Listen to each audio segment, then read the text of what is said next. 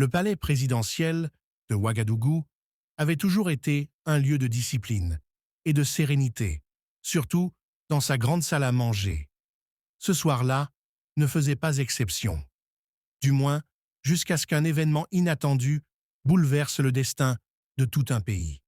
Personne n'aurait pu imaginer qu'une simple bouchée allait déclencher une crise nationale, exposer une machination à l'échelle mondiale et forcer le président à reconnaître ses véritables alliés, comme ses ennemis les plus proches. Ibrahim Traoré, président du Burkina Faso, venait à peine de s'asseoir pour savourer son repas après une journée harassante. Autour de lui, plusieurs conseillers de confiance prenaient part au dîner. L'ambiance était détendue, les discussions tournaient vers les projets en cours. Le ministre de l'économie, Kalib, feuilletait son dossier. Cette semaine, l'inauguration du projet d'eau potable dans le Nord est prévue. Les habitants vous attendent avec impatience. Le président hocha la tête tout en saisissant une bouchée de riz accompagnée de poulet frit, un mets traditionnel. C'est notre 32e projet sur les 50 promis, déclara-t-il en portant sa fourchette à la bouche. Mais il ne termina jamais sa phrase. Une douleur fulgurante envahit sa gorge, suivie d'une chaleur oppressante dans sa poitrine.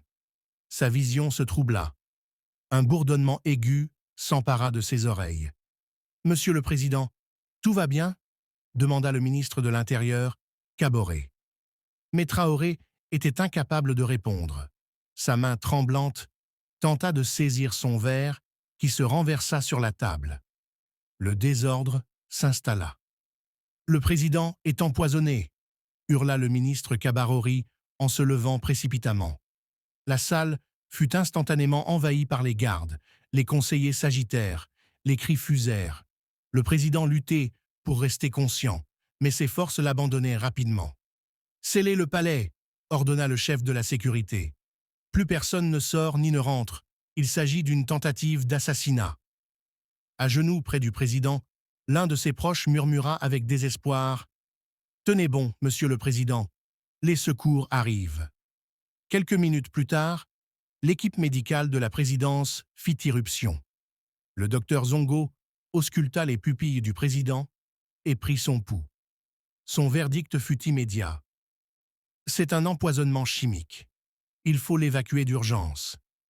Les derniers mots entendus par le président, avant de sombrer, furent ceux du médecin. Le poison se propage rapidement. Nous manquons de temps.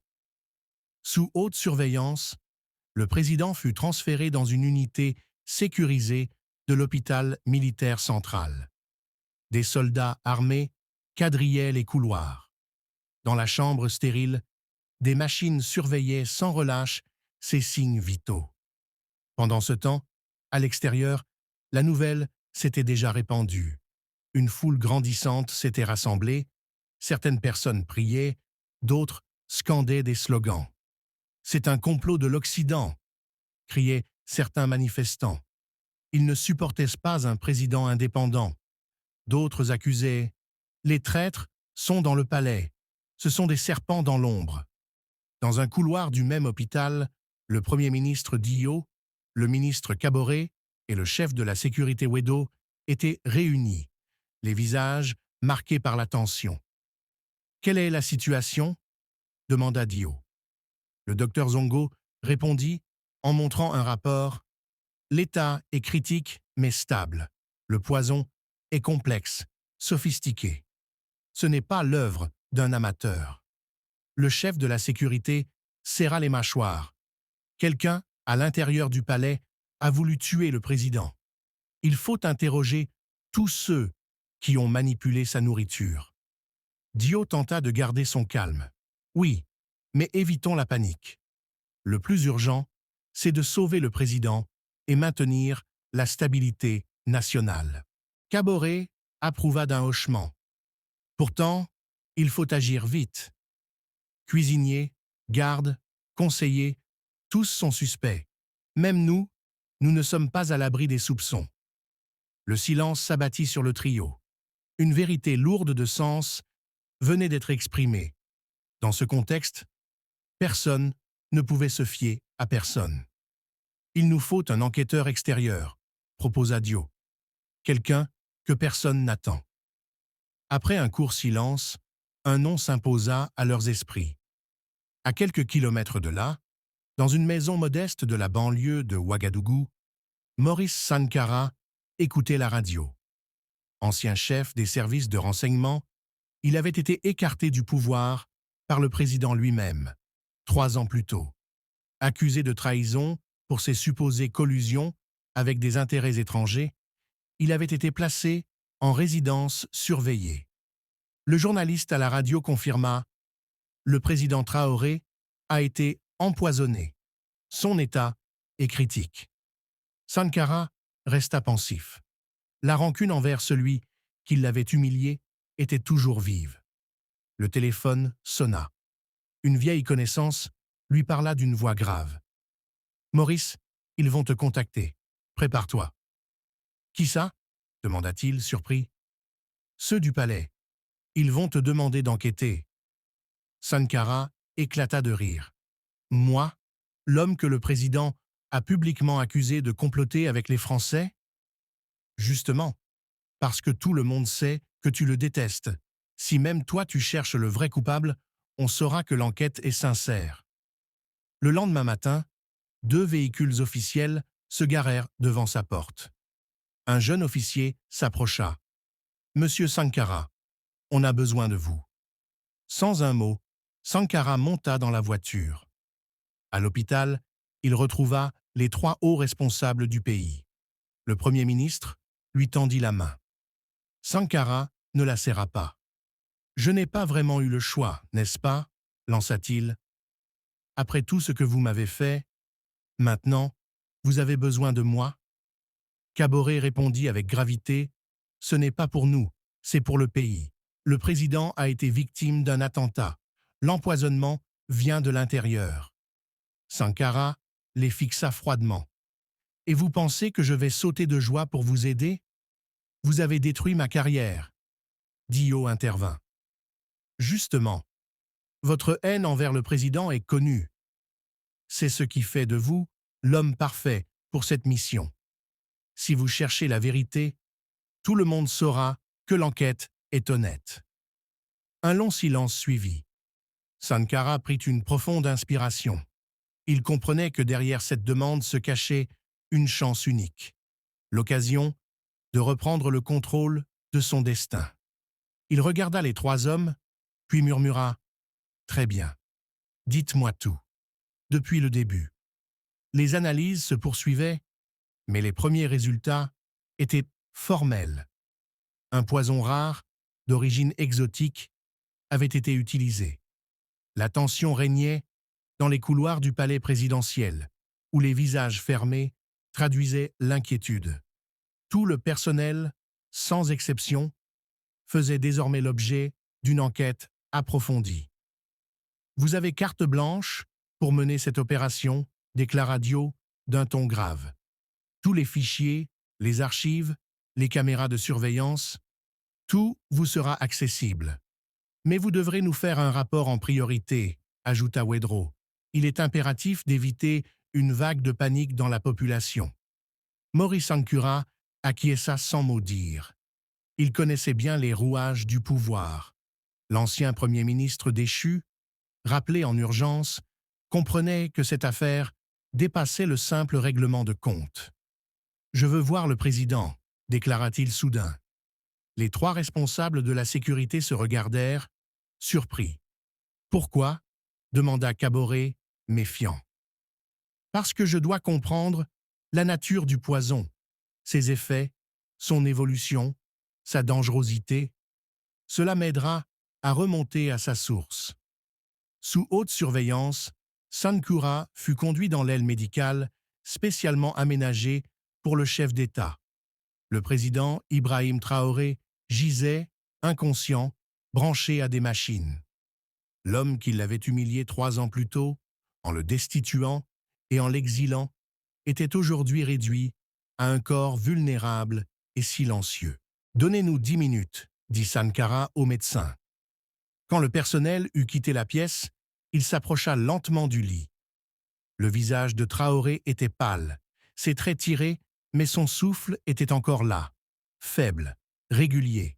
« Vous savez, Monsieur le Président, » murmura Sankara, « je ne vous ai jamais porté dans mon cœur. Le jour où vous m'avez écarté, j'ai souhaité votre mort, mais pas comme ça. » Il fit une pause, scrutant le visage endormi de son ancien rival. Il est plus noble de vaincre son ennemi, les yeux dans les yeux, que de l'abattre lâchement dans l'ombre. Les machines continuaient leur symphonie mécanique. Traoré survivait, mais chaque minute semblait une bataille. « Qui vous a empoisonné? Et pourquoi ?» demanda Sankara à voix basse. « Je le découvrirai. Pas pour vous, mais pour mon propre honneur. » Il consulta les rapports médicaux posés sur une tablette à côté du lit.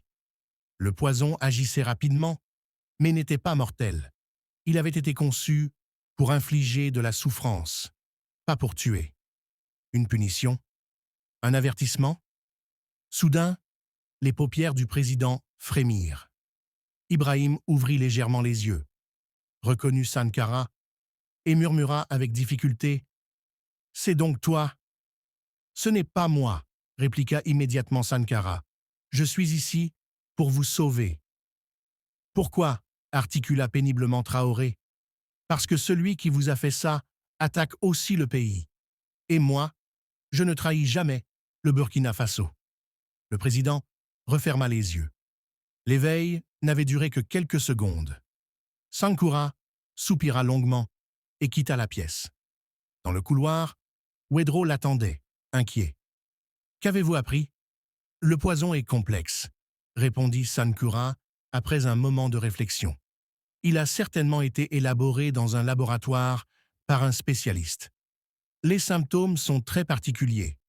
Brûlure dans la gorge, faiblesse musculaire, tremblement, confusion mentale. « Que cela vous inspire-t-il » demanda Wedrogo. « Ce poison n'était pas destiné à tuer. Si tel avait été le but, le président serait déjà mort. Ce qu'on cherche ici, c'est à envoyer un message. C'est un acte symbolique, lourd de sens. De la part de qui? Et dans quel but? C'est ce que je vais devoir découvrir. Je veux interroger tout le personnel du palais. Chaque cuisinier, chaque serveur, chaque agent de sécurité, chaque conseiller. Personne ne sera épargné. Voici les dossiers de 342 employés, dit Wedrogo en lui tendant une tablette numérique.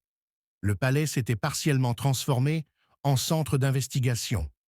Dans l'aile est, une pièce avait été réquisitionnée. Maurice Sankara s'y était installé avec 2 anciens agents des renseignements. Des hommes de confiance qu'il avait lui-même sélectionnés. 2 fidèles que Traoré n'avait pas pris la peine d'écarter après sa prise de pouvoir. « Avant toute chose, » déclara Sankara, « je veux comprendre le parcours de la nourriture, depuis sa production jusqu'à l'assiette du président. » Le chef de la cuisine présidentielle fut convoqué. Monsieur Bamana, un homme âgé et nerveux, se présenta les mains légèrement tremblantes. « Calmez-vous, » dit Sankara avec bienveillance. « Vous n'êtes pas accusé. Nous voulons simplement comprendre comment les choses fonctionnent ici. »« Je travaille ici depuis 14 ans, monsieur, » répondit le chef. « J'ai servi 3 présidents. Hier encore, j'ai préparé le plat préféré du président. Du riz, du poulet frit et des légumes. D'où viennent les ingrédients? Tout provient de la ferme du palais. Pour des raisons de sécurité, chaque produit est vérifié avant d'être livré en cuisine.